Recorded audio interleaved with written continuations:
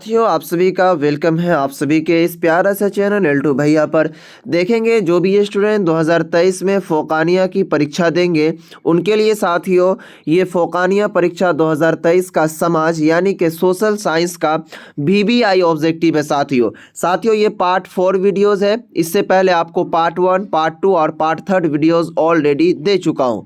तो साथियों अगर आपने उस सभी वीडियोस को नहीं देखा है तो जा करके प्लेलिस्ट बनी हुई है फोकानिया समाज परीक्षा 2023, आप सभी को उसमें मिल जाएगा। सोशल साइंस भी करके लिखा होगा या फिर समाज भी करके लिखा होगा, ठीक है। और साथियों आप सभी को इससे बेहतर क्लास पूरे यूट्यूब चैनल पर साथियों एल2 भैया का दावा है आपको कहीं नहीं मिलेगा। तो चलिए बिल्कुल इसी चैनल से आप पढ़िए, इसी चैनल से तैयारी कीजिए। इंशाल्लाह इस चैनल का रिकॉर्ड रहा है साथियों पिछले 4 साल से 5 सालों के अंदर का कि अभी तक जो भी बच्चे इनसे पढ़े हैं वो बेहतरीन से बेहतर नंबर हासिल किए हुए हैं। तो चलिए इस वीडियो की हम शुरुआत करेंगे। इससे पहले एक छोटा सा रिक्वेस्ट है, हर वीडियोस की तरह इस वीडियो में भी अगर चैनल पर आप पहली बार विजिट किए हैं चैनल को सब्सक्राइब कर लीजिए और अपने साथियों में ज़रूर शेयर कर दीजिए ताकि बेहतर से बेहतर सभी का रिजल्ट आए। तो चलिए शुरू करते हैं। देखेंगे साथियों पार्ट 3 वीडियोस का जो लेक्चर था उसमें आप सभी को हमने यहाँ तक अमेरिका की तलाश किसने की थी, अमेरिका की, यहाँ तक ऑलरेडी उसमें हम कवर कर चुके थे। चलिए इससे आगे आज की इस वीडियो में हम कवर करने की कोशिश करेंगे। आइए साथियों यहाँ पर सवाल कह रहा है कि आयरलैंड में आलू का कहत कब पड़ा था। यानी कि एक आयरलैंड भी क्या है, एक देश है, एक कंट्री है, इसमें जो है आलू का कहत पड़ गया था साथियों। वो कब पड़ा था, कौन सी ईस्वी में? तो 1845 से लेकर के 1849 ईस्वी तक बहुत आलू का कहत हुआ था, ठीक है। नेक्स्ट सवाल है साथियों कि 17वीं सदी में अमेरिका के किस शहर को सोने का शहर माना जाता था। साथियों देखिए अब आप सभी का सिलेबस जो है फोकानिया में चेंज हो चुका है और मौलवी का दोनों का चेंज हो चुका है। अब उसमें 50 मार्क का ऑब्जेक्टिव और 50 मार्क का सब्जेक्टिव रहेगा क्योंकि अब ज़्यादा सहूलत होगी आप सभी के लिए। पहले क्या था साथियों कि ओनली फॉर सिर्फ और सिर्फ 15 से 20% ऑब्जेक्टिव रहता था, ठीक है, लेकिन अब 50% ऑब्जेक्टिव कर दिया गया है। तो आइए सवाल कह रहा है कि 17वीं सदी में अमेरिका के किस शहर को सोने का शहर माना जाता था। ऑप्शन नंबर ए में कह रहा है कि डेट्राइट, ऑप्शन नंबर बी में कह रहा है कि हेलसिंकी, उसके बाद ऑप्शन नंबर सी में कह रहा है कि साल्विस, ऑप्शन नंबर डी में कह रहा है कि एल डोराडो। तो इसका जो राइट आंसर साथियों हो जाएगा ऑप्शन नंबर डी, यानी कि 17वीं सदी में जो है अमेरिका का एक शहर था जिसका नाम था एल डोराडो, इसी को ही सोने का शहर कहा जाता था। नेक्स्ट सवाल है साथियों कि आलमी ज़राई इक़्तिसादी का फ़रोग़ कब हुआ। यानी कि साथियों आलमी ज़राई इक़्तिसाद जो था इसका फ़रोग़ कब हुआ था, आगाज़ कब हुआ? तो 1892 ईस्वी में, 1870 ईस्वी में, 1890 ईस्वी में, 1880 ईस्वी में। इसका right answer option number C हो जाएगा, यानी कि 1890 ईस्वी में आलमी ज़राई इक़्तिसाद का फ़रोग़ हुआ था। नेक्स्ट सवाल है साथियों कि रेंड पेस्ट नामी क्या कहते हैं मुतादी बीमारी किस जजीरा में हुई थी। तो साथियों एक बीमारी है जिसका नाम क्या है कि रेंड रेपिस्ट, ठीक है। ये नामी जो बीमारी हुई थी वो किस जजीरा में हुई थी, यूरोप में, अफ्रीका में, अमेरिका में या फिर एशिया में। इसका right answer option number B, यानी कि अफ्रीका में रेंड रेपिस्ट नाम का बीमारी हो गया था। नेक्स्ट सवाल है साथियों कि हिंदुस्तानी गैर मुहाजिरों का तख्लीकी इजहार मंदरजा झेल में से कौन सा है। यानी कि हिंदुस्तानी गैर मुहाजिरों, ठीक है, और उनका तख्लीकी इजहार यानी कि जाहिर करने वाला जो है मंदरजा झेल का मतलब होता है नीचे दिए गए में से कौन है। तो इसका ऑप्शन नंबर ए में कह रहा है साथियों कि रेड्स कार्निवाल, ठीक है। ऑप्शन नंबर बी में कह रहा है चटनी मौसीकी, ऑप्शन नंबर सी में है कि रास्ता फारियानवाद, ऑप्शन नंबर डी में है ऊपर में से कोई नहीं।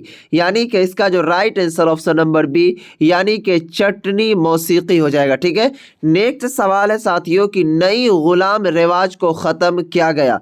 तो नई गुलाम रिवाज को जो ख़त्म किया गया था वो कब ख़त्म किया गया था? वर्ष यानी कि साल 1918 ईस्वी में, साल 1919, साल 1921, साल 19 1920। इसका right answer option number C यानी कि साल 1921 ईस्वी में नई गुलाम रिवाज को क्या किया गया था, खत्म कर दिया गया था। नेक्स्ट सवाल है अजीज साथियों कि किस समझौते के तहत बैनुल अक़वामी दोबारा तामीर और फरोग बैंक का क़याम किया गया। यानी कि सवाल देखिए वेरी वेरी इंपॉर्टेंट है कि कह रहा है कि कौन ऐसा समझौता था जिसके तहत जो है बैनुल अक़वामी को दोबारा तामीर यानी कि दोबारा बनाया गया और फरोग बैंक का क़याम किया गया था। कब?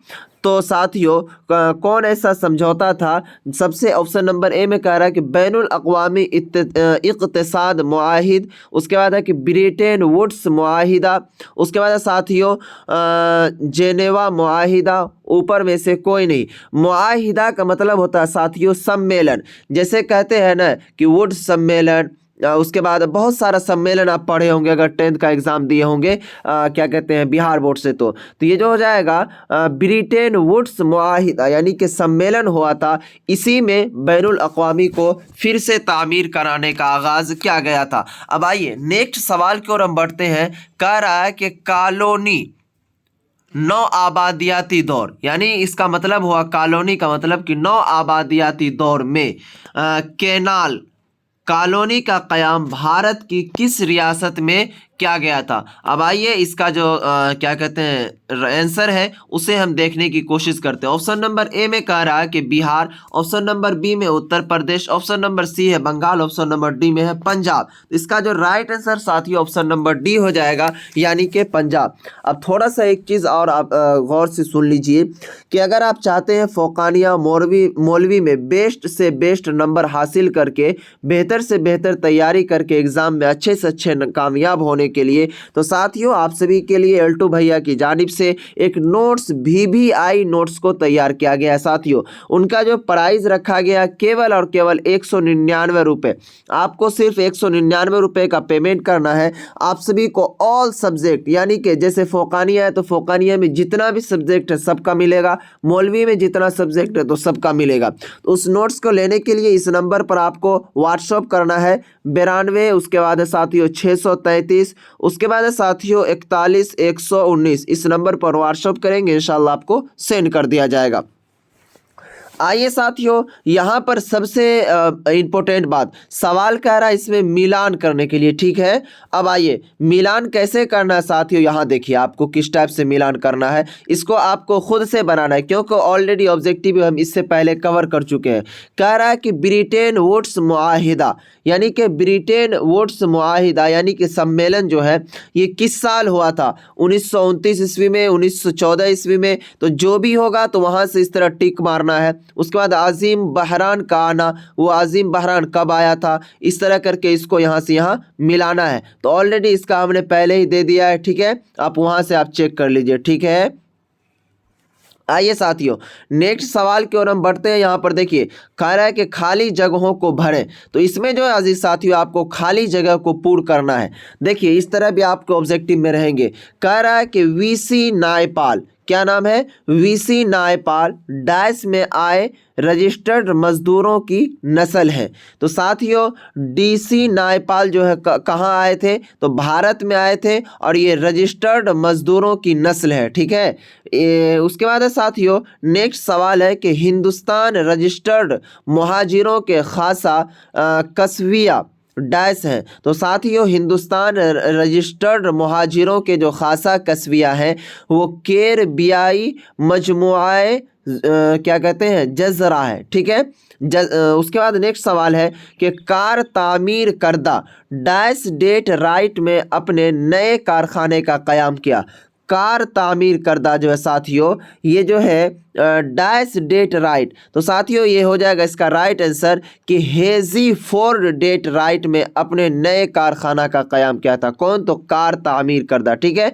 नेक्स्ट सवाल है साथियों कि दुनिया में सनाती इनकलाब की शुरुआत कहाँ हुई थी। तो साथियों ऑप्शन नंबर ए कह रहा है कि जर्मनी, ऑप्शन नंबर बी में फ्रांस, ऑप्शन नंबर सी है ब्रिटेन, ऑप्शन नंबर डी है पोलैंड। इसका right answer option number C यानी कि ब्रिटेन। दुनिया में जो है सनाती इनकलाब की शुरुआत कहाँ हुई थी, वो ब्रिटेन में हुई थी। साथियों आप सभी का इस टाइप करके क्या कहते हैं 35 ऑब्जेक्टिव इस वीडियोज़ में हमने आपको कवर करवा दिया। ठीक है, चलिए नेक्स्ट मिलते हैं फिर P5 वीडियो में, यानी कि पार्ट 5 वीडियोज़ में मिलेंगे। तब तक के लिए बाय।